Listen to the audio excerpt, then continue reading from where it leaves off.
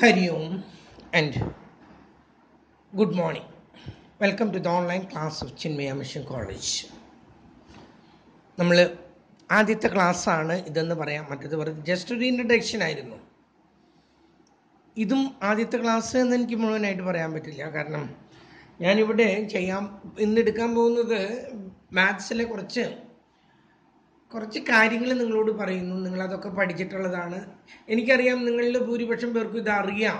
കുറച്ച് ആൾക്കാരെ ആരെങ്കിലുമൊക്കെ അറിയാത്തവരുണ്ടെങ്കിൽ അവരുടെ ആവശ്യത്തിലേക്കായിട്ടാണ് ഞാനിത് ഇന്ന് പറയുന്നത്.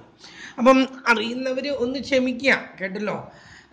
മറ്റവരെയും കൂടി നമുക്ക് ഒരുമിച്ച് കൊണ്ടുപോകണ്ടേ, ആ ആവശ്യത്തിലേക്കായിട്ടാണ് ഞാൻ ഈ ക്ലാസ് വെച്ചിരിക്കുന്നത്. അപ്പം എന്തൊക്കെയാണ് നമുക്ക് അറിയേണ്ട കാര്യങ്ങൾ? ആദ്യം നിങ്ങൾക്ക് അറിയേണ്ടത് നമ്പർ സിസ്റ്റമാണ്. നമ്പർ സിസ്റ്റം ഞാനൊന്ന് വെറുതെ പറഞ്ഞു പോകുന്നേ ഉള്ളൂ, കാരണം നമുക്ക് അതിൻ്റെ ആപ്ലിക്കേഷൻ വരുന്ന സമയത്ത് ഞാനത് കറക്റ്റായിട്ട് പറഞ്ഞുതരാം. One is natural number. ഒന്നാമത്തേത് നാച്ചുറൽ നമ്പറാണ്. Natural numbers are those numbers which starts from 1 and end in infinity. ഒന്നിൽ നിന്നും ആരംഭിക്കുമ്പോൾ അത് എത്ര വരെയായാലും അതൊക്കെ നാച്ചുറൽ നമ്പറാണ്. 10 natural number means 1 to 10. 100 natural number means 1 to 100. അങ്ങനെ എത്ര നാച്ചുറൽ നമ്പർ ഉണ്ടെന്ന് ചോദിച്ചാൽ ഇൻഫിനിറ്റി നമ്പേഴ്സ് ആർ ദർ. ഒരിക്കലും അവസാനിക്കുന്നില്ല. നിങ്ങളുടെ ജീവിതകാലം മുഴുവൻ നിങ്ങളിരുന്ന് എഴുതിയാലും അത് അവസാനിക്കുന്നില്ല. അതിനെയാണ് നമ്മൾ എന്ത് പറയുന്നത്, നാച്ചുറൽ നമ്പേഴ്സ് എന്ന് പറയുന്നത്. So it should start from 1 itself. ഒന്നിൽ നിന്ന് തന്നെ ആരംഭിക്കുകയാണെങ്കിൽ മാത്രമേ നമുക്കതിന് എന്ത് പറയാൻ പറ്റുള്ളൂ, നാച്ചുറൽ നമ്പർ എന്ന് പറയാൻ പറ്റുള്ളൂ. അപ്പം നാച്ചുറൽ നമ്പർ എന്ന് പറഞ്ഞാൽ ഉടനെ തന്നെ മനസ്സിലാക്കാതെ ഒന്നിൽ നിന്നായിരിക്കണം ആരംഭിക്കേണ്ടത്. It must start from 1. കേട്ടല്ലോ. 25 നാച്ചുറൽ നമ്പർ എന്ന് പറഞ്ഞാൽ 1 to 25. ഓക്കെ, അപ്പം നാച്ചുറൽ നമ്പർ എന്താണെന്ന് മനസ്സിലായി. അടുത്തത് ഹോൾ നമ്പറാണ്. WHOLE. Whole number means if we add 0 to the natural number, that becomes whole number. Natural നമ്പറിൻ്റെ കൂടെ ഒരു 0 കൂടി ചേർത്താൽ that becomes whole number. അതിന് നമ്മൾ എന്ത് പറയുന്നു, ഹോൾ നമ്പർ എന്ന് പറയുന്നു. അപ്പം ഹോൾ നമ്പർ സ്റ്റാർട്ട്സ് ഫ്രം 0. 0യിൽ നിന്ന് ആരംഭിക്കുന്നു. 0, 1, 2, 3, 4, 5, 6, 7. അപ്പോൾ അതെന്തായി, ഹോൾ നമ്പറായി. അതേസമയത്ത് 1, 2, 3 ആൻഡ് സോ ഓൺ എന്ന് പറയുന്നെങ്കിൽ അതെന്തായി തീർന്നു, അത് നാച്ചുറൽ നമ്പറായി തീർന്നു. That's difference between the natural number and the whole number. ഇതാണ് ഇവ തമ്മിലുള്ള വ്യത്യാസം. എടുത്ത് പറയുന്ന വ്യത്യാസമൊന്നുമില്ല. നാച്ചുറൽ നമ്പറിൻ്റെ കൂടെ 0 ചേർത്താൽ that becomes whole number. Okay, then next one is prime number. എന്താണ് prime number? Prime numbers are those numbers which can be divided only by that number and 1. Prime number എന്ന് പറഞ്ഞാൽ അതിനെ ഫാക്ടറൈസ് ചെയ്യുകയാണെങ്കിൽ, അതിനെ വിഭജിക്കുകയാണെങ്കിൽ 2 സംഖ്യ ഉണ്ടാവുള്ളൂ. ഒന്ന് ആ സംഖ്യയും പിന്നെ മറ്റൊന്ന് 1. അഥവാ ആ നമ്പറുകളെ we can divide it by 1 കൊണ്ട് ഡിവൈഡ് ചെയ്യാം. And that number itself. പിന്നെ നമുക്ക് ഡിവൈഡ് ചെയ്യാൻ പറ്റുന്നത് ആ നമ്പർ കൊണ്ടും ഡിവൈഡ് ചെയ്യാനായിട്ട് പറ്റും. വേറെ ഒരു നമ്പർ കൊണ്ടും നമുക്ക് ഡിവൈഡ് ചെയ്യാൻ പറ്റില്ല. അതാണ് പ്രൈം നമ്പറിൻ്റെ പ്രത്യേകത. ഒരു ഉദാഹരണമായിട്ട് 16 എടുക്കുകയാണെങ്കിൽ that can be divided by 2. 2 കൊണ്ട് ഡിവൈഡ് ചെയ്തിട്ട് 8 ടൈംസ് എന്ന് പറയാം. That can be divided by 4 കൊണ്ട് ഡിവൈഡ് ചെയ്തിട്ട് 4 ടൈംസ് ക്യാൻസൽ ചെയ്യാൻ പറ്റുമെന്ന് പറയാം. We can divide it also by 8 കൊണ്ട് ഡിവൈഡ് ചെയ്യാം, എന്നിട്ട് 2 ടൈംസ് എന്ന് പറയാം. അപ്പം that one is not a prime number, കാരണം അതിന് അനേക ഫാക്ടേഴ്സ് ഉണ്ട്. 2 ഉണ്ട്, 4 ഉണ്ട്, 8 ഉണ്ട്. That number can be divided by 2, 4, 8. ഇതുകൊണ്ടൊക്കെ ഡിവൈഡ് ചെയ്യാനായിട്ട് പറ്റും. വേറെസ് ടേക്ക് ദ കേസ് ഓഫ് 13 എടുക്കും. 13നെ ഏതുകൊണ്ടൊക്കെ ഡിവൈഡ് ചെയ്യാനായിട്ട് പറ്റും? That can be divided by only by 1 and 13 itself. അതിനെ 1 കൊണ്ട് ഡിവൈഡ് ചെയ്യാൻ പറ്റും, 13 കൊണ്ട് ഡിവൈഡ് ചെയ്യാൻ പറ്റും. No other number can be used to divide that number. വേറെ ഒരു സംഖ്യകളെ കൊണ്ട് ഡിവൈഡ് ചെയ്യാൻ പറ്റില്ല. അങ്ങനെയുള്ള സംഖ്യകളെ അതിനെ ഡിവൈഡ് ചെയ്യാനായിട്ട് 1 കൊണ്ടും ആ സംഖ്യ കൊണ്ടും മാത്രം പറ്റുന്ന സംഖ്യകൾ ഏതാണോ അതിനെയാണ് നമ്മൾ എന്ത് പറയുന്നത്, പ്രൈം നമ്പർ എന്ന് പറയുന്നത്. 1 നമ്മൾ പ്രൈം നമ്പറായിട്ട് കണക്കാക്കിയിട്ടില്ല. Take the case of 2. 2 എടുക്കാം. 2 എടുക്കുമ്പോൾ നമുക്ക് ഉറപ്പിച്ചും പറയാൻ പറ്റും 2നെ 2 കൊണ്ട് ഡിവൈഡ് ചെയ്യാം, പിന്നെ 1 കൊണ്ടും ഡിവൈഡ് ചെയ്യാം, വേറെ 1 കൊണ്ടും ഡിവൈഡ് ചെയ്യാൻ പറ്റില്ല. So we can say that is the first prime number. 2 is the first prime number. Okay, അപ്പം 2 ഒരു പ്രൈം നമ്പറാണ്, മറക്കരുത്. 3 എടുക്കുകയാണെങ്കിലോ ആ 3നെ ഡിവൈഡ് ചെയ്യാനായിട്ട് 1ഉം 3ഉം മാത്രമേ പറ്റുള്ളൂ. അതൊരു പ്രൈം നമ്പറാണ്. അതേസമയത്ത് 4 എടുത്താലോ, 4നെ 1 കൊണ്ട് ഡിവൈഡ് ചെയ്യാം, 2 കൊണ്ട് ഡിവൈഡ് ചെയ്യാം, ആ നമ്പർ കൊണ്ടും ഡിവൈഡ് ചെയ്യാം. അതിനെ 2 കൊണ്ടും ഡിവൈഡ് ചെയ്യാൻ പറ്റും. 2 കൊണ്ട് ഡിവൈഡ് ചെയ്തിട്ട് 2 ടൈംസ് എന്ന് പറഞ്ഞൂടെ. അപ്പൊ 4 ഒരു പ്രൈം നമ്പർ അല്ല. 5 എടുക്കോ, 5നെ ഏതുകൊണ്ടൊക്കെ ഡിവൈഡ് ചെയ്യാം, 1 കൊണ്ടും 5 കൊണ്ടും മാത്രമേ ഡിവൈഡ് ചെയ്യാൻ പറ്റുള്ളൂ. അതൊരു പ്രൈം നമ്പറാണ്. വേറെ 6നെ 2 കൊണ്ട് ഡിവൈഡ് ചെയ്യാം, 3 കൊണ്ട് ഡിവൈഡ് ചെയ്യാം. That one is not a prime number. Take the case of 7. 7 that can be divided by 1 and 7 itself. That is a prime number. 8 അങ്ങനെയല്ല. 8നെ 2 കൊണ്ട് ഡിവൈഡ് ചെയ്യാം, 4 കൊണ്ട് ഡിവൈഡ് ചെയ്യാം. So 8 is not a prime number. Then take the case of 9. 9 എങ്ങനെയാണ്? 9 can be divided by 3. 3 കൊണ്ട് ഡിവൈഡ് ചെയ്യാം. അപ്പോൾ 9 is also not a prime number. ഇനി നമ്പർ നോക്കുകയാണെങ്കിൽ 10 ഒരു പ്രൈം നമ്പർ അല്ല, 11 ഒരു പ്രൈം നമ്പറാണ്, 12 ഒരു പ്രൈം നമ്പർ അല്ല, 13 ഒരു പ്രൈം നമ്പറാണ്, 14 ഒരു പ്രൈം നമ്പർ അല്ല, 15 ഒരു പ്രൈം നമ്പർ അല്ല, 16 ഒരു പ്രൈം നമ്പർ അല്ല, 17 that is a prime number, 18 ഒരു പ്രൈം നമ്പർ അല്ല, 19 is a prime number, 20 is not a prime number, 21 is not a prime number. 21 എന്ന് പറഞ്ഞാൽ 7 കൊണ്ടും ഡിവൈഡ് ചെയ്യാം, 3 കൊണ്ടും ഡിവൈഡ് ചെയ്യാം. 22 is a prime number. 11 കൊണ്ടും ഡിവൈഡ് ചെയ്യാം, 2 കൊണ്ടും ഡിവൈഡ് ചെയ്യാം. 23 is a prime number that cannot be divided by other than the one and that number itself. ആ ഒന്നും ആ 23 അല്ലാതെ വേറെ ഒന്നും കൊണ്ടും ഡിവൈഡ് ചെയ്യാൻ പറ്റില്ല. 24 പ്രൈം നമ്പറാണ്, 25 പ്രൈം നമ്പറാണ്, 26 പ്രൈം നമ്പറാണ്, 27 പ്രൈം നമ്പറാണ്, 28 പ്രൈം നമ്പറാണ്, 29 പ്രൈം നമ്പർ അല്ല. കേട്ടല്ലോ? 30 അങ്ങനെ നിങ്ങളൊന്ന് നോക്കാം. അപ്പൊ പ്രൈം നമ്പറിനെ കുറിച്ചിട്ട് ഐഡിയ കിട്ടിയല്ലോ. അതാണ് prime numbers. Next one is even number and odd number. എന്താണ് even number and odd number? Even number എന്ന് പറഞ്ഞാൽ അതിന്റെ തുടക്കം എന്താ? ഈവൺ എന്നുള്ളതിന്റെ ഇ. ഈവൻ നമ്പർ മീൻസ് ഇരട്ട സംഖ്യകൾ. That means a number which can be divided by 2 is called or known as even number. 2 കൊണ്ട് ഒരു സംഖ്യയെ നിശേഷം ഡിവൈഡ് ചെയ്യാൻ പറ്റുമെങ്കിൽ, ബാലൻസ് ഉണ്ടാകാതെ ഡിവൈഡ് ചെയ്യാൻ പറ്റുമെങ്കിൽ അതിന് പറയുന്ന പേരാണ് ഈവൻ നമ്പർ. 2, 4, 6, 8, 10, 12, 14 ഇതെല്ലാം 2 കൊണ്ട് ഡിവൈഡ് ചെയ്യാം. They are known as the even number. Then next one is odd number. Odd means odd എന്നുള്ളതിന്റെ തുടക്കം എന്താ? ഓ. ഓഡ് ഒറ്റ. കേട്ടല്ലോ? ഓഡിന്റെ തുടക്കം എന്താ? ഓ. അതിൽ നിന്നാണ് ഒറ്റ എന്ന് പറയുന്നത്. ഈവന്റെ തുടക്കം എന്താ? ഇ. ഈവൺ. അതിൽ നിന്നാണ് ഇരട്ട. ഓഡ് നമ്പർ എന്താണ്? Odd numbers are those numbers which cannot be divided by 2. 2 കൊണ്ട് ഡിവൈഡ് ചെയ്യാൻ പറ്റാത്ത സംഖ്യകളെയാണ് നമ്മൾ എന്ത് പറയുന്നത്? ഈ ഓഡ് നമ്പർ എന്ന് പറയുന്നത്. ഇനി നമുക്കറിയേണ്ടത് negative number and positive number. You know the difference between negative number and positive number. Positive number എന്ന് പറഞ്ഞാൽ 0യേക്കാൾ മുകളിലുള്ളതെല്ലാം പോസിറ്റീവ് നമ്പറാണ്.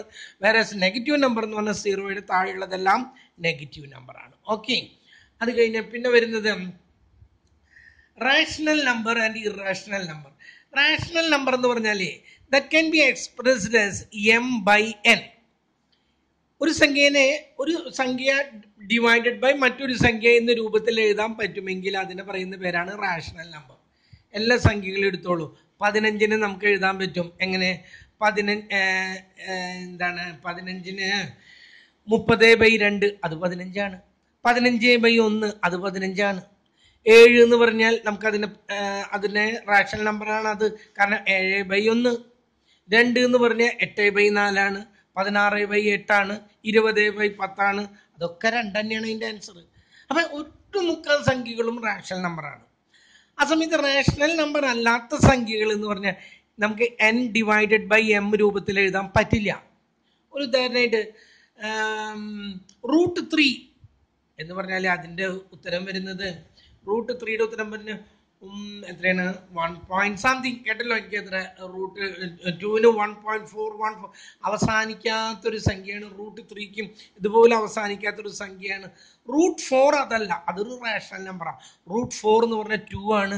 2 എന്ന് പറഞ്ഞാൽ അത് പലതരത്തിലും നമുക്ക് m/n രൂപത്തിൽ എഴുതാൻ പറ്റും. 10/5 എന്നോ 20/10 എന്നോ അല്ലെങ്കിൽ 4/2 എന്നോ അല്ലെങ്കിൽ 2/1 എന്നോ എഴുതാൻ പറ്റും.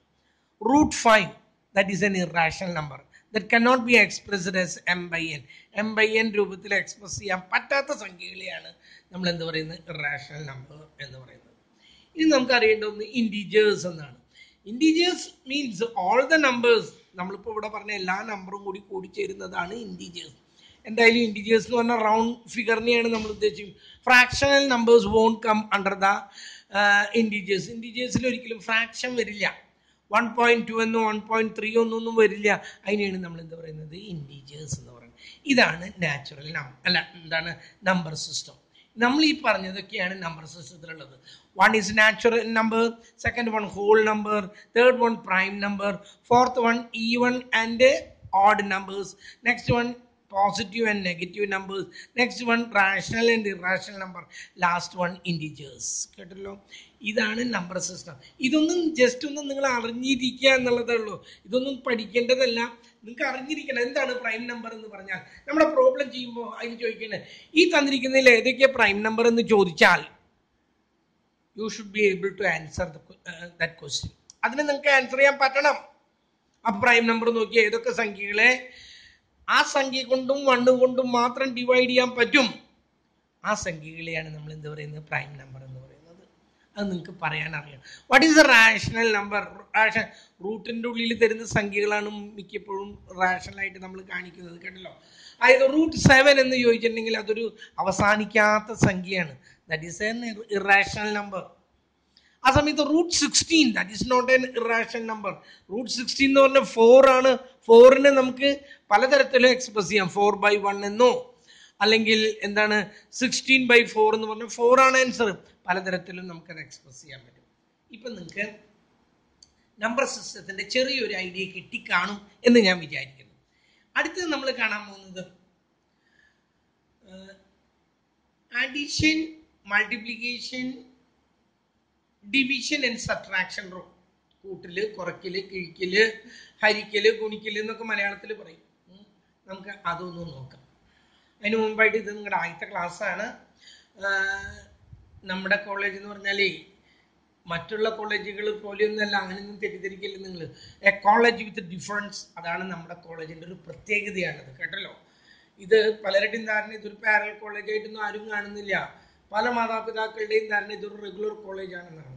ഒരു റെഗുലർ കോളേജിൽ എന്തൊക്കെയുണ്ടോ അതൊക്കെ നിങ്ങൾക്ക് എവിടെ കാണാം, നമ്മുടെ കോളേജിൽ കാണാം. അതിനേക്കാൾ കൂടുതലായിട്ട്, മച്ച് മോർ ദാൻ ദാറ്റ്, അതിനേക്കാൾ കൂടുതലായിട്ട് പല പരിപാടികളും കലാപരമായിട്ടും കായികമായിട്ടും പലതരത്തിലും നമ്മുടെ കോളേജിൽ പരിപാടികളുള്ളതാണ്. നമ്മൾ ഈ പാൻഡമിക് പീരീഡിൽ നമുക്കിങ്ങനെ ഈ കൊറോണ നിൽക്കുന്ന കാലമായതുകൊണ്ടാണ് നിങ്ങൾക്ക് അതിലൊന്നും പങ്കെടുക്കാനോ അല്ലെങ്കിൽ നിങ്ങളെ പാർട്ടിസിപ്പേറ്റ് ചെയ്യിക്കാനോ കഴിയാത്തത്. നമ്മുടെ കോളേജിൽ സ്പോർട്സ് എന്നൊരു വിഭാഗം തന്നെയുണ്ട്. അതിൽ ഫുട്ബോൾ ഉണ്ട്, ക്രിക്കറ്റ് ഉണ്ട്, പിന്നെന്താണ് വോളിബോൾ ഉണ്ട്, പിന്നെ പലതരത്തിലുള്ള കളികളുണ്ട്. നമ്മളിതൊക്കെ നമ്മൾ യൂണിവേഴ്സിറ്റി തലത്തിൽ പോയി മത്സരിക്കും. ലാസ്റ്റ് ഇയർ, അതായത് കഴിഞ്ഞ വർഷം അതിൻ്റെ മുമ്പിലത്തെ വർഷത്തിൽ ഏറ്റവും കൂടുതൽ സർട്ടിഫിക്കറ്റും ടോപ്പിലെത്തിയത് നമ്മുടെ കോളേജായിരുന്നു. നമ്മുടെ കോളേജ് കഴിഞ്ഞിട്ട് പിന്നെ ഒരു കോളേജും ഉണ്ടായിട്ടുള്ളൂ. കേട്ടല്ലോ, ഈ തൃശ്ശൂരിന് ഇത്രയധികം കിട്ടിയതും നമ്മുടെ കോളേജ് ഒരു ഇത് കാരണമാണ്. അതുപോലെ തന്നെ ഇനി കലാപരമായിട്ട് നോക്കുകയാണെങ്കിലും കവിതകൾ എഴുതാനും പാട്ട് പാടാനും ഡാൻസ് കളിക്കാനും എല്ലാ സൗകര്യങ്ങളും നമ്മുടെ കോളേജിൽ മാത്രമുള്ള ഒരു പ്രത്യേകതയാണ്. നമ്മുടെ കോളേജിലെ ക്യാമ്പ്, ഇത് പഠിച്ചു പോയ കുട്ടികളോട് ചോദിച്ചാൽ നിങ്ങൾക്ക് മനസ്സിലാവും. 3 ദിവസം ക്യാമ്പ് നടത്തുന്ന ഒരു കോളേജ്. അത് രാത്രിയും പകലും കുട്ടികൾ ഫസ്റ്റ് ഇയേഴ്സിനെ പ്രതിയാണ് നമ്മളത് നടത്തുന്നത്. ആ 3 ദിവസത്തെ ക്യാമ്പ് എന്ന് പറഞ്ഞാൽ ജീവിതത്തിൽ അവർ ഒരിക്കലും മറക്കില്ല എന്നുള്ളതാണ് സത്യം. പല കുട്ടികളും ക്യാമ്പ് കഴിയുമ്പോൾ പറയുന്നത്, സാറേ ഈ 3 ദിവസം എന്നുള്ളത് ഒരു 7 ദിവസമെങ്കിലും മിനിമം ആക്കിയാൽ. കേട്ടല്ലോ, അത്രയും കളർഫുള്ളാണ് ആ ക്യാമ്പ്. രാത്രിയും പകലും കോളേജിൽ തങ്ങിക്കൊണ്ട് പെൺകുട്ടികളും ആൺകുട്ടികളും കോളേജിൽ തങ്ങിക്കൊണ്ട് ഒരു ഉത്സവം തന്നെയാണ് ആ 3. എന്തൊക്കെ പരിപാടികളാണ് അന്ന് അവിടെ നടത്താൻ തുടങ്ങി. അതുകൂടാതെ നമ്മളൊരു കാർണിവൽ എന്ന് പറഞ്ഞിട്ട് ഒരെണ്ണുണ്ട്. അതായത് പലയിടത്തും ഒരു പൂരപ്പറമ്പ് പോലെ അന്ന് കോളേജ്. കേട്ടല്ലോ, കളർഫുൾ എന്ന് പറഞ്ഞാൽ കളർഫുള്ളാണ്. പൂരത്തിൻ്റെ ഇങ്ങനെ പെരുന്നാളിൻ്റെ അന്ന് എങ്ങനെയാ എന്തൊക്കെ സാധനങ്ങൾ നിങ്ങൾക്ക് വാങ്ങിക്കണോ അതൊക്കെ അവിടെ അവൈലബിൾ ആണ്. ഏതൊക്കെ തരത്തിലുള്ള വിനോദങ്ങളുണ്ടോ അതെല്ലാം നമ്മുടെ കോളേജിൽ ആ ഒരു ദിവസം നടത്തും. അത്രയും കളർഫുള്ളായിട്ടുള്ള ഒരു പരിപാടിയാണ് കാർണിവൽ. അതുപോലെ നമ്മുടെ അവിടെ ഇവർക്ക് MBA സ്റ്റുഡൻസിന് അവർക്കൊരു മാനേജ്മെന്റ് മീറ്റ് ഉണ്ട്, അത് അവർക്ക് മാത്രമുള്ളതാണ്. അതുപോലെ കമ്പ്യൂട്ടർ സ്റ്റുഡൻസിന് അവരുടേതായിട്ടുള്ള ഒരു IT ഫീൽഡ് ഉണ്ട്. പിന്നെ നിങ്ങൾക്കാണെങ്കിൽ കോമേഴ്സ് ഡേ എന്ന് പറഞ്ഞിട്ട് ഒരു ദിവസം അതിനു വേണ്ടി മാത്രം മാറ്റി വയ്ക്കാറുണ്ട്. നിങ്ങൾക്കത് ഒരു ദിവസം അല്ലാന്ന് തോന്നുന്നു, നിങ്ങൾക്കത് 2 ദിവസമായിട്ട് അങ്ങോട്ട് നടത്താമെന്ന് തോന്നുന്നു. അതിലെ എല്ലാ നിങ്ങളുടെ കലാപരിപാടികളും നമ്മൾ അവിടെ അവതരിപ്പിക്കാറുണ്ട്. പക്ഷെ കാലം മാറി. അതുകൊണ്ട് ഇന്ന് അതൊക്കെ നമ്മൾ ഓൺലൈനിൽ നടത്താൻ ഒരു ശ്രമം തുടങ്ങിയിരിക്കുകയാണ്. അതിൻ്റെ മീറ്റിങ്ങുകളും ഇതൊക്കെ നടന്നുകൊണ്ടിരിക്കുകയാണ്. നിങ്ങൾക്കത് വരും, പങ്കെടുക്കാം. പ്രൈസ് കിട്ടുക എന്നുള്ളതല്ല, നിങ്ങൾ പങ്കെടുക്കുക എന്നുള്ളതാണ് ഏറ്റവും വലുത്. ആ ഒരു സ്പോർട്സ്മാൻ സ്പിരിറ്റിൽ പാർട്ടിസിപ്പേറ്റ് ചെയ്യാനായിട്ട് ശ്രമിക്കുക. കേട്ടല്ലോ, പ്രൈസ് കിട്ടോ ഇല്ല എന്നുള്ളതൊക്കെ വേറെ കാര്യം. പങ്കെടുത്ത കുട്ടികൾ നമുക്ക് നമ്മുടേതായിട്ടുള്ളൊരു എന്താ പറയുന്നത്, യൂട്യൂബിന് ഒരു ചാനൽ നമുക്കുണ്ട്. ആ ചാനലിൽ നമ്മുടെ പരിപാടികൾ മാത്രം, ഇതിനു മുമ്പും സർഗോത്സവം എന്നുണ്ട്, കഴിഞ്ഞതിൻ്റെ മുമ്പിലത്തെ വർഷത്തിലുണ്ടായിരുന്നു, അതിനൊരു ചാനലുണ്ടായിരുന്നു. അതുപോലെ ഇപ്പം നമുക്ക് പുതിയതായിട്ട് ഒരെണ്ണം തുടങ്ങുന്നുണ്ട്. അപ്പം നിങ്ങളുടെ പരിപാടികളൊക്കെ അതിൽ കാണാൻ നിങ്ങൾക്ക് വരും വർഷങ്ങൾ നിങ്ങൾ ഇവിടുന്ന് പോയാലും നിങ്ങൾക്ക് അതിലൂടെ നിങ്ങളുടെ കഴിഞ്ഞ കാലം ശരിക്കും ആസ്വദിക്കാനായിട്ട് കഴിയും. അതുകൊണ്ട് കുട്ടികളൊക്കെ അത്തരം പരിപാടികളിലും പാർട്ടിസിപ്പേറ്റ് ചെയ്യാനായിട്ട് ശ്രമിക്കാം. നമുക്ക് ഇന്നൊക്കെ ഓൺലൈനിലേ പറ്റുള്ളൂ. അതിന് കുറേ ലിമിറ്റേഷൻസ് ഒക്കെ ഉണ്ട്. കവിത എഴുതുന്നതും കവിത ചൊല്ലുന്നതും അതുപോലെ മിമിക്രി കാണിക്കുന്നതും പലതും പല ഐറ്റങ്ങളും ഉണ്ട്. ലിമിറ്റേഷൻസ് ഉണ്ടെങ്കിലും അതിൽ ഉൾക്കൊണ്ടുകൊണ്ട് ആ ലിമിറ്റേഷൻസ് ഒക്കെ മനസ്സിലാക്കിക്കൊണ്ട് അതിൽ ഉൾക്കൊള്ളുകൊണ്ട് നിങ്ങൾ അതിൽ പങ്കെടുക്കാനായിട്ട് ശ്രമിക്കുക. അത് അതിൻ്റെ ഇടയിൽ കൂടെ ഞാനൊന്ന് പറഞ്ഞു തന്നേ ഉള്ളൂ. യെസ്, നമ്മൾ വീണ്ടും നമ്മുടെ ഇതിലേക്ക് മടങ്ങി വരും. ഇനി നമ്മൾ ചെയ്യുന്നത് അഡീഷൻ റൂൾ ആദ്യം കാണാം. You know the meaning of addition. Addition എന്ന് പറഞ്ഞാൽ കൂട്ടാന്നർത്ഥം. 2 സംഖ്യകൾ തമ്മിൽ കൂട്ടുമ്പോഴാണ് നമ്മൾ അഡീഷൻ എന്ന് പറയുന്നത്. ഞാനിവിടെ എഴുതി കാണിക്കുന്നു, ശ്രദ്ധിക്കും. കാണുന്നു എന്ന് വിചാരിക്കട്ടെ. ADDITION, addition rule. എന്താണ് അഡീഷൻ റൂൾ എന്നുള്ളത് നമുക്കൊന്ന് നോക്കാം. കാണുന്നില്ലേ കുട്ടികളെ? തെളിച്ചക്കുറവുണ്ട് അല്ലേ? ഇന്നത്തെ ഒരു ദിവസം നിങ്ങളൊന്ന് അഡ്ജസ്റ്റ് ചെയ്യും. അടുത്ത ദിവസം ഞാൻ ഇതിൻ്റെ ക്യാമറയൊന്ന് ഇത് ചെയ്തേക്കാം. ഇന്നിപ്പോൾ നിങ്ങളൊന്ന് ശ്രദ്ധിക്കും. എന്താണ് അഡീഷൻ റൂൾ? പല കുട്ടികളും ചോദിക്കാറുണ്ട്, കൂട്ടുക എന്ന് പറഞ്ഞാൽ 4 3 കൂടി കൂട്ടുക, 4 വിരലെടുത്തു, ഇപ്പുറത്ത് 3 വിരലെടുത്തു, അത് കൂടി കൂട്ടിയിട്ട് 7, അതുപോലെ. അതല്ല, അതിന് സയൻറ്റിഫിക് ആയിട്ടുള്ളൊരു രീതിയുണ്ട്. നിങ്ങൾ ഈ 4 3 7 എന്ന് പറയുന്നത് പോലെയല്ല സയൻറ്റിഫിക് ആയിട്ട് അതിൻ്റെ രീതി. കാരണം നമുക്കിവിടെ പോസിറ്റീവ് നെഗറ്റീവ് നമ്പേഴ്സൊക്കെ കൂട്ടാനുണ്ട്. അങ്ങനെയൊക്കെ വരുമ്പോൾ പലപ്പോഴും തെറ്റ് വരുത്തുന്നു. അത് ഒഴിവാക്കാൻ വേണ്ടിയിട്ടാണ് ഞാനിതിവിടെ കാണിക്കുന്നത്. While adding 2 numbers or 2 quantities or 2 figures or 2 values, 2 സംഖ്യകൾ തമ്മിൽ കൂട്ടുമ്പോൾ if the signs are same, അവയുടെ ചിഹ്നങ്ങൾ സെയിം ആണെങ്കിൽ just add the number and put the same sign. 2 സംഖ്യകൾ കൂടി കൂട്ടുമ്പോൾ അവയുടെ ചിഹ്നം സെയിം ആണെങ്കിൽ എന്താ പറഞ്ഞത്? അവ തമ്മിൽ കൂട്ടുന്നു, എന്നിട്ട് അതേ ചിഹ്നം തന്നെ ഇടാം. തെറ്റരുത്. 2 സംഖ്യകൾ തമ്മിൽ കൂട്ടുമ്പോൾ നോക്കൂ, 8 + 5, ഇത് രണ്ടും കൂടി കൂട്ടാണ് ഞാൻ. ഇവിടെ രണ്ടും പോസിറ്റീവ് ആണെങ്കിൽ മാത്രമേ നമ്മളവിടെ കാണിക്കേണ്ട കാര്യമില്ല. നെഗറ്റീവ് ആണെങ്കിൽ you have to show it. അത് നിങ്ങൾ കാണിക്കേണ്ടതുണ്ട്. Since it is positive you need not express it. അവിടെ അത് കാണിക്കേണ്ട കാര്യമില്ല. അപ്പൊ 8ഉം 5ഉം കൂടി കൂട്ടുമ്പോൾ രണ്ടും പോസിറ്റീവ് ആണെങ്കിൽ അവ തമ്മിൽ കൂട്ടുന്നു, എന്നിട്ട് അതേ ചിഹ്നം തന്നെ. എന്താ ചിഹ്നത്തിന്റെ? പോസിറ്റീവ് ആണ്. അതുകൊണ്ട് നമ്മൾ അത് ഇടേണ്ട കാര്യമില്ല. അപ്പൊ 2 സംഖ്യകൾ കൂടി കൂട്ടുമ്പോൾ ഒരേ ചിഹ്നങ്ങളാണെങ്കിൽ അവ തമ്മിൽ കൂട്ടുന്നു, എന്നിട്ട് അതേ ചിഹ്നം തന്നെ ഇടുന്നു. -10 + -5. ഇവിടെ പല കുട്ടികളും ഞാൻ തെറ്റിക്കണം കണ്ടിട്ടുണ്ട്. ഇത് കൂട്ടിയിട്ട് പോസിറ്റീവ് ആക്കിയിടുക. അങ്ങനെയല്ല. ഒരേ ചിഹ്നങ്ങളാണെങ്കിൽ ഇഫ് ദ സൈൻസ് മീൻസ് ചിഹ്നം, SIGN, സയൻസ് മീൻസ് ചിഹ്നം. ചിഹ്നം ഒരുപോലെയുള്ളതാണെങ്കിൽ അവ തമ്മിൽ ആഡ് ചെയ്യുന്നു and put the same sign. 10ഉം 5ഉം കൂടി കൂട്ടുന്നു, 15. എന്താ രണ്ടിന്റെയും ചിഹ്നം? മൈനസ് ആണ്. മൈനസ് ഇട്ട് കൊടുക്കുന്നു. Okay. Again, I am repeating these things. If the signs are same, add the number and put the same sign. ചിഹ്നങ്ങൾ ഒരുപോലെയുള്ളതാണെങ്കിൽ തന്നിരിക്കുന്ന സംഖ്യകൾ കൂട്ടുന്നു, എന്നിട്ട് അതേ ചിഹ്നം തന്നെ ഇടുന്നു. ഓക്കെ. ഇനി if the signs are different, ചിഹ്നം വ്യത്യസ്തമുള്ളതാണെന്ന് കരുതാം. If the signs are different, അങ്ങനെ വരുമ്പോൾ എന്താ rule? Find the difference between the number. സംഖ്യകൾ തമ്മിലുള്ള വ്യത്യാസം കാണുക and put the sign of the greater number. എന്നിട്ട് സംഖ്യകൾ തമ്മിലുള്ള വ്യത്യാസം കാണാം, എന്നിട്ട് വലുതിന്റെ ചിഹ്നം ഇടാം. സംഖ്യകൾ തമ്മിലുള്ള വ്യത്യാസം കാണാന്ന് പറഞ്ഞാൽ എന്താ അർത്ഥം? വലുതിന്ന് ചെറുത് കുറയ്ക്കുക. സംഖ്യകൾ 10ഉം 2ഉം തമ്മിലുള്ള വ്യത്യാസം എന്ന് പറഞ്ഞാൽ 10ന്ന് 2 കുറച്ച 8, അതന്നെ. 7ഉം 4ഉം തമ്മിലുള്ള വ്യത്യാസം എന്ന് പറഞ്ഞാൽ 7ന്ന് 4 കുറച്ച 3, അതന്നെ. അപ്പൊ വലുതിന്ന് ചെറുത് കുറയ്ക്കുമ്പോഴാണ് അവ തമ്മിലുള്ള വ്യത്യാസം കാണുന്നത്. ഓക്കെ, അപ്പൊ എന്താ പറഞ്ഞത്? While adding two numbers, if the signs are different, find the difference between the number. ചിഹ്നങ്ങൾ വ്യത്യാസമുള്ളതാണെങ്കിൽ അവ തമ്മിലുള്ള വ്യത്യാസം കാണുന്നു. And put the sign of the greater number.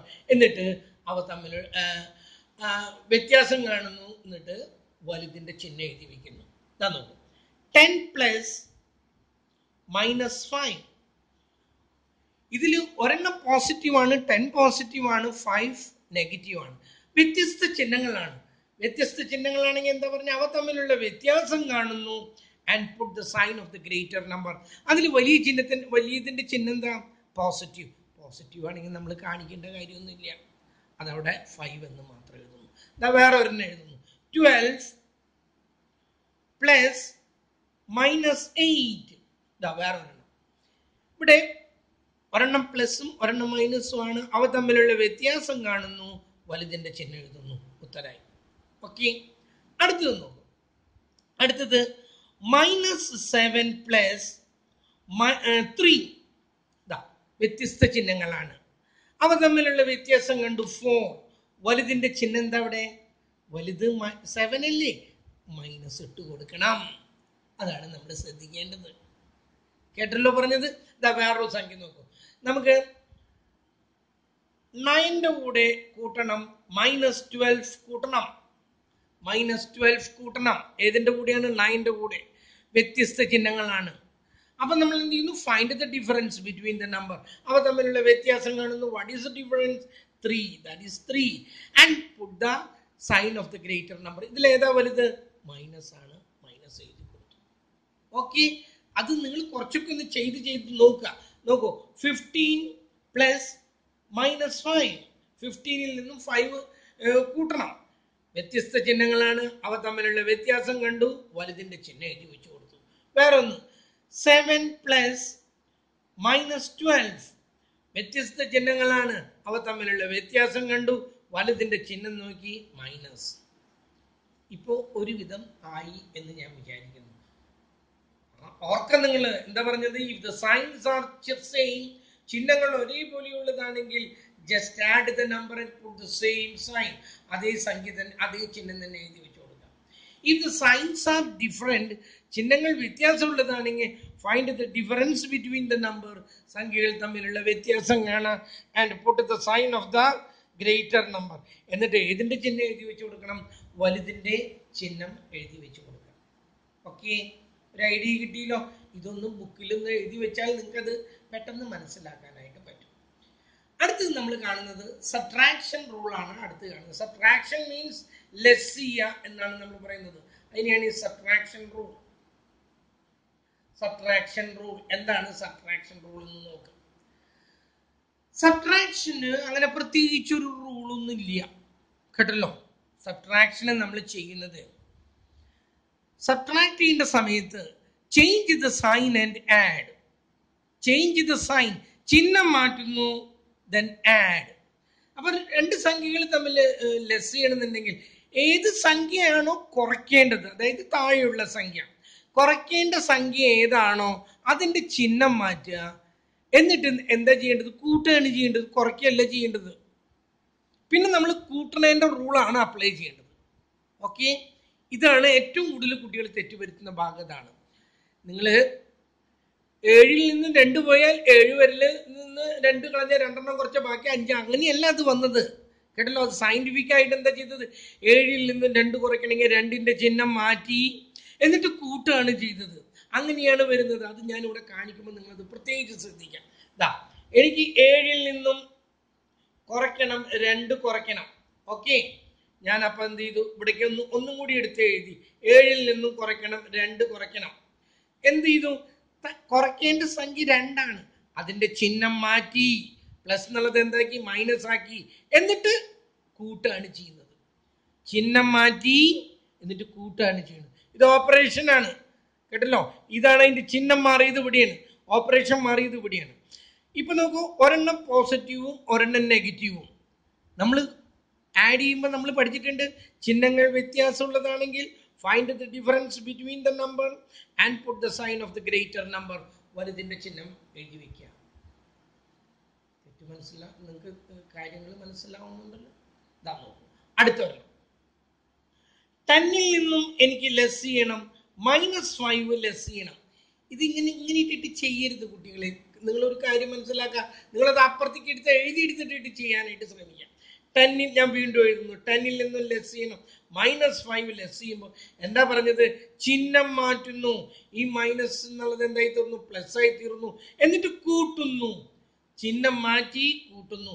കൂട്ടുമ്പോൾ നോക്കുക, ഒരേ ചിഹ്നങ്ങളാണ് രണ്ടിനും. അവ തമ്മിൽ കൂട്ടി അതേ ചിഹ്നം തന്നെ എഴുതി വെച്ചു. കേട്ടല്ലോ. ഈ 10ൽ നിന്നും -5 കുറയ്ക്കാൻ പറഞ്ഞ കുട്ടികളൊക്കെ ഞാൻ കണ്ടിട്ടുണ്ട്, പല കുട്ടികളും 5 എന്ന ഉത്തരങ്ങളൊക്കെ എഴുതി വയ്ക്കുന്നത് തെറ്റാണ്. നിങ്ങളിങ്ങനെ എഴുതി റൂൾ അപ്ലൈ വെച്ച് ചിഹ്നം മാറ്റി കൂട്ടുന്നു. കൂട്ടുന്ന സമയത്ത് രണ്ടും പോസിറ്റീവാണ്, അവ തമ്മിൽ കൂട്ടി അതേ ചിഹ്നം എഴുതി. മനസ്സിലാവുന്നുണ്ടല്ലോ നിങ്ങൾക്ക്? അടുത്തത് നോക്കൂ. അടുത്തത് -15ൽ നിന്നും കുറയ്ക്കണം. എത്ര കുറയ്ക്കേണ്ടത്? 10 കുറയ്ക്കണം. കേട്ടല്ലോ, 10 കുറയ്ക്കണം. മനസ്സിലൊന്നും ചെയ്യല്ല. ഇതാ ഞാൻ വീണ്ടും എഴുതുന്നു, -5ൽ നിന്നും ലെസ് ചെയ്യണം, 10 ലെസ് ചെയ്യണം.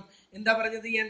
താഴെയുള്ള സംഖ്യയുടെ ചിഹ്നം മാറ്റി. ഇത് പ്ലസ് ആയിരുന്നു, അത് മൈനസ് ആക്കി. എന്നിട്ട് കുറയ്ക്കുന്നതിന് പകരം കൂട്ടി. കൂട്ടുന്ന സമയത്ത് നോക്കൂ, രണ്ടിന്റെയും ചിഹ്നം ഒരുപോലെയാണ്. ചിഹ്നം ഒരുപോലെയാണെങ്കിൽ എന്താ നമ്മൾ പഠിച്ചത്?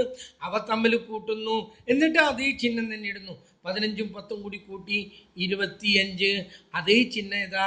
മൈനസ് ആണ്, അതേ ചിഹ്നം തന്നെ ഇട്ടു. കണ്ടല്ലോ നിങ്ങൾ?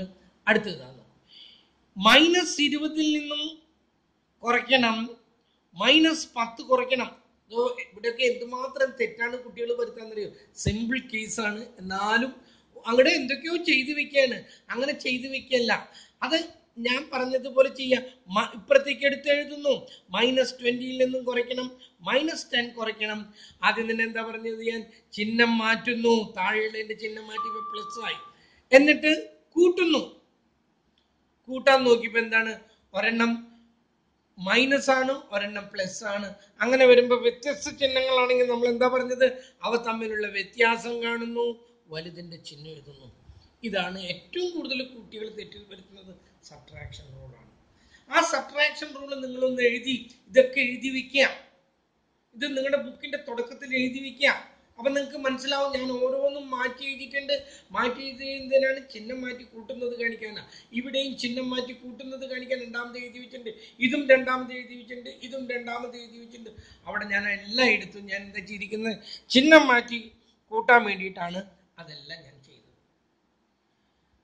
അപ്പോൾ സബ്ട്രാക്ഷന് പ്രത്യേകിച്ചൊരു റൂളൊന്നുമില്ല. സബ്ട്രാക്ഷൻ ഉള്ളത് അഡീഷൻ റൂളാണ്. ചിഹ്നം മാറ്റി കഴിഞ്ഞാൽ പിന്നെ നമ്മൾ കൂട്ടാണ് വേണ്ടത്. ചിഹ്നം മാറ്റുന്നു, കൂട്ടുന്നു. ചിഹ്നം മാറ്റേണ്ടത് ഏത് സംഖ്യയാണോ കുറയ്ക്കേണ്ടത് ആ സംഖ്യയുടെ ചിഹ്നമാണ് മാറ്റേണ്ടത്. അല്ലാതെ മുകളിലത്തെ സംഖ്യയുടെ ചിഹ്നമൊക്കെ മാറ്റിയാൽ ഇതൊക്കെ തെറ്റും. ഓക്കെ, ഇനി ലാസ്റ്റ് വൺ ആയിട്ട് നമ്മൾ കാണുന്നത് മൾട്ടിപ്ലിക്കേഷൻ ആൻഡ് ഡിവിഷൻ റൂൾ. മൾട്ടിപ്ലിക്കേഷനും ഡിവിഷനും, multiplication and division rule and division. മൾട്ടിപ്ലിക്കേഷനും ഡിവിഷനും കോമൺ ആയിട്ട് റൂളാണുള്ളത്, അല്ലാതെ അവയ്ക്ക് സെപ്പറേറ്റ് റൂളൊന്നുമില്ല. മൾട്ടിപ്ലൈ ചെയ്യുമ്പോഴും ഡിവൈഡ് ചെയ്യുമ്പോഴും ഒരേ റൂളുകൾ തന്നെയാണ് ഉള്ളത്. എന്താണ് റൂൾ ഇവിടുത്തെ? മൾട്ടിപ്ലൈ ചെയ്യുന്നു, ഡിവൈഡ് ചെയ്യുന്നു. ആദ്യം നമുക്ക് മൾട്ടിപ്ലിക്കേഷൻ എടുക്കാം. അല്ല, രണ്ടും ഒരുമിച്ച് പറഞ്ഞു പോവാം. Why multiplying or dividing two numbers, രണ്ട് സംഖ്യകൾ തമ്മിൽ മൾട്ടിപ്ലൈ ചെയ്യാണ്, അതായത് നമ്മൾ എന്താ പറയാ, ഗുണിക്കുകയാണ്, അല്ലെങ്കിൽ ഡിവൈഡ് ചെയ്യാണ്, ഹരിക്കുകയാണെങ്കിൽ if the signs are same, answer will be positive. രണ്ടിന്റെയും ചിഹ്നം സെയിം ആണെങ്കിൽ ഉത്തരം എന്തായി തീരും? പോസിറ്റീവ് ആയി തീരും. രണ്ടിന്റെയും ചിഹ്നം വ്യത്യാസമുള്ളതാണെങ്കിൽ ആൻസർ നെഗറ്റീവ് ആയി തീരും. ഓക്കെ, ഇവിടെയാണ് ഞാൻ പറഞ്ഞത് രണ്ട് നെഗറ്റീവ് വരുമ്പോൾ പോസിറ്റീവ് വരുന്നത് ഇവിടെയാണ്. അത് കൂട്ടുമ്പോഴും കുറയ്ക്കുമ്പോഴും അല്ല. പല കുട്ടികളുടെയും തന്നെ -10ഉം -5ഉം കൂടി കൂട്ടിയാൽ അത് പോസിറ്റീവ് ആവില്ല. കേട്ടല്ലോ, ആവില്ല എന്ന് ഞാൻ നിങ്ങളോട് നേരത്തെ പറഞ്ഞു കാണിച്ചതാണ്. അത് വരുന്നത് മൾട്ടിപ്ലിക്കേഷനിൽ ഡിവിഷനാണ്. രണ്ട് സംഖ്യകൾ തമ്മിൽ മൾട്ടിപ്ലൈ ചെയ്യുമ്പോൾ രണ്ടിന്റെയും ചിഹ്നം സെയിം ആണെങ്കിൽ അത് പോസിറ്റീവ് ആവും. രണ്ടിൻ്റെയും ചിഹ്നം വ്യത്യസ്തമാണെങ്കിൽ അത് നെഗറ്റീവ് ആകും. ഇതാ നോക്കൂ, 10 into 2, രണ്ടിൻ്റെയും ചിഹ്നം സെയിം അല്ലേ? രണ്ടിൻ്റെയും ചിഹ്നം സെയിം ആണെങ്കിൽ ഞാൻ എന്താ പറഞ്ഞേ? പോസിറ്റീവ് ആയിരിക്കും അതിൻ്റെ ഉത്തരം. ഓക്കെ, അടുത്തത് -5 into -6, രണ്ടിൻ്റെയും ചിഹ്നം സെയിം ആണ്, മൈനസും മൈനസും, ഉത്തരം എന്തായി തീർന്നു? പോസിറ്റീവ് ആയി തീർന്നു. ഓക്കെ, ഇനി അടുത്തത് ഡിവിഷൻ ആണ്. ഇടാൻ നോക്കൂ, 4 divided by 2, രണ്ടിൻ്റെയും ചിഹ്നം സെയിം ആണ്, ആൻസർ എന്തായിരിക്കും? 2, പോസിറ്റീവ് ആണ്. വേറെ ഒന്ന് -24 divided by -6, രണ്ടും നെഗറ്റീവ് ആണ്, ഉത്തരം എന്തായിരിക്കണം? പോസിറ്റീവ് ആയിരിക്കണം. ഓക്കെ, അപ്പം മൾട്ടിപ്ലൈ ചെയ്യുമ്പോഴും ഡിവൈഡ് ചെയ്യുമ്പോഴും ഒരേ ചിഹ്നങ്ങളാണെങ്കിൽ ഉത്തരം പോസിറ്റീവ് ആയിരിക്കണം. വ്യത്യസ്തങ്ങളാണെങ്കിലോ നെഗറ്റീവ് ആയിരിക്കണം. എന്താ നോക്കൂ, -5 into 2, ഒരെണ്ണം നെഗറ്റീവും ഒരെണ്ണം പോസിറ്റീവ് ആണ്, ഇതിന്റെ ഉത്തരം എന്തായിരിക്കണം? -10. കണ്ടില്ലേ? ഇതാ നോക്കൂ, വേറെ ഒന്ന് 6 into -3, വ്യത്യസ്തമാണ്, എത്ര എന്തായിരിക്കണം ഉത്തരം? നെഗറ്റീവ് ആയിരിക്കണം. ഓക്കെ, ഇനി ഇതാ വീണ്ടും വരുന്നത് എന്താണ്? ഡിവിഷൻ ആണ്. ഡിവിഷനിൽ 8 divided by -4 എന്ന് വന്നാൽ ഒരെണ്ണം പോസിറ്റീവ് ഒരെണ്ണം നെഗറ്റീവ് ആണെങ്കിൽ ഉത്തരം എന്തായിരിക്കണം? അത് നെഗറ്റീവ് ആയിരിക്കണം. -2.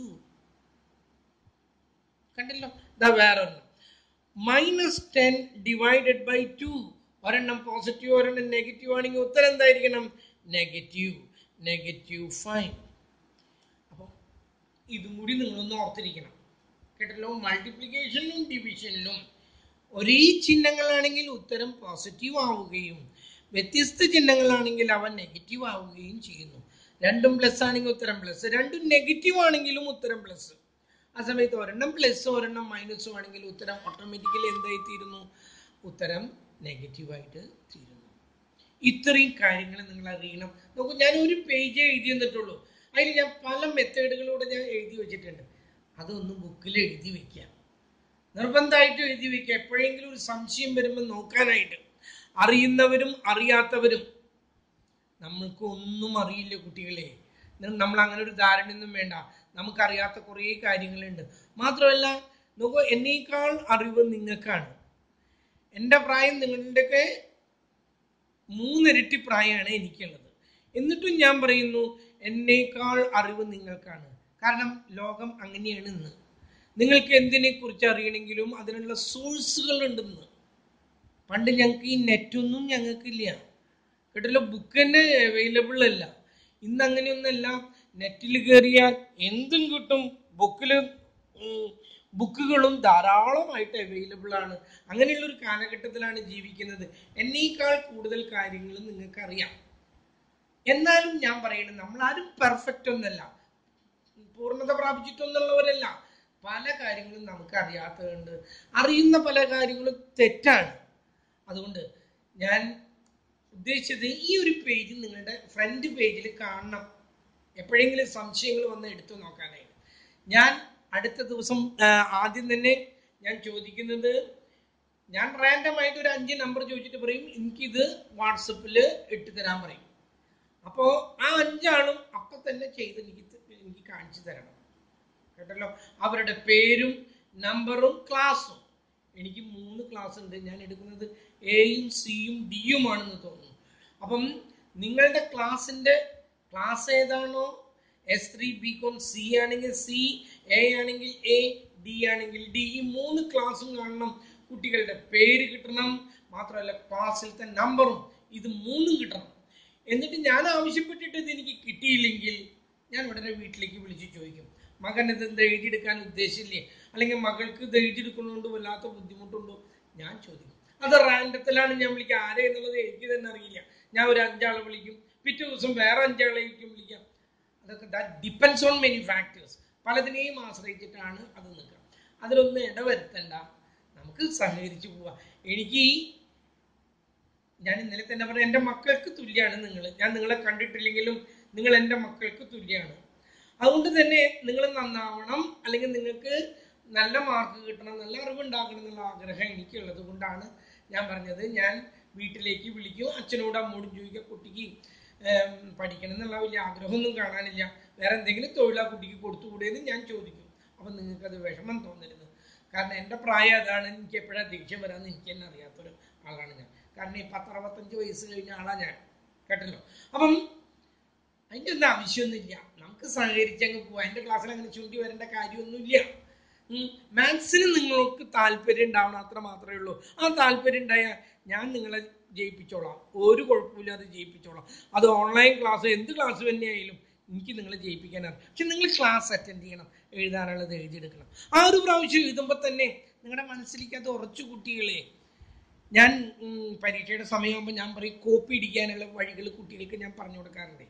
അപ്പം ഞാൻ പറയും ഇങ്ങനെയൊക്കെ ചെയ്യാന്നൊക്കെ പറഞ്ഞു കൊടുക്കും. എനിക്കറിയാം അവൻ കോപ്പി അടിക്കാനായിട്ട് ആ ഒരു കഷ്ണം കടലാസിൽ ഒരു പ്രാവശ്യം എഴുതിയ അത് അവൻ്റെ മനസ്സിലേക്ക് പതിഞ്ഞു.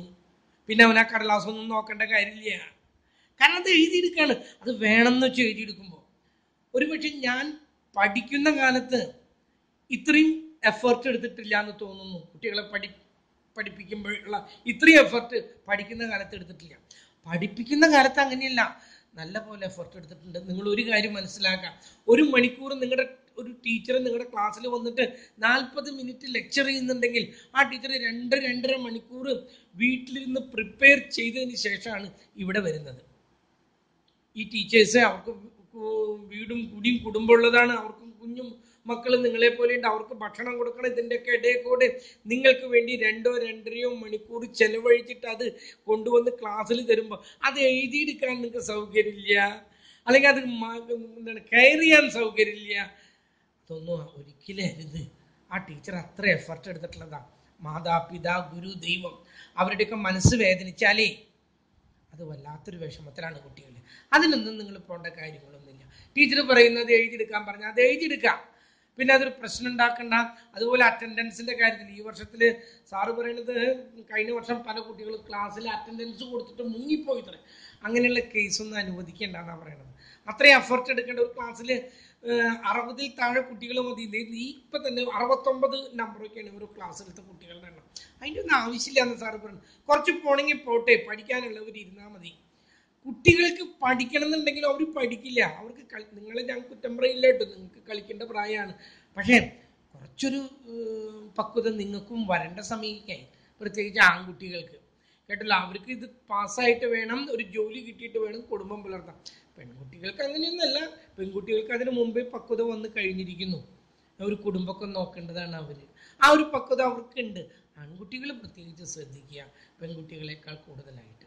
ഓക്കെ, ഞാൻ ഇനി കൂടുതൽ വർണ്ണിച്ച് സമയം കളയുന്നില്ല, ഞാൻ ക്ലാസ് നിർത്താണ്. നമ്മുടെ ക്ലാസ് മാക്സിമം വരാൻ 40 മിനിറ്റ് വരുത്താൻ പറ്റുന്നുള്ളൂ. കാരണം അപ്പോഴേക്കും ഇത് ഏകദേശം ഒരു 5 GB ആവും. പിന്നെ ഇത് അപ്ലോഡ് ചെയ്ത് വരാനുണ്ടല്ലോ, 1.5 മണിക്കൂറാണ് ഇത് അപ്ലോഡ് ചെയ്യാനായിട്ട്. നിങ്ങൾ ആരും ഇത് ഡൗൺലോഡ് ചെയ്യേണ്ട കാര്യമൊന്നുമില്ല.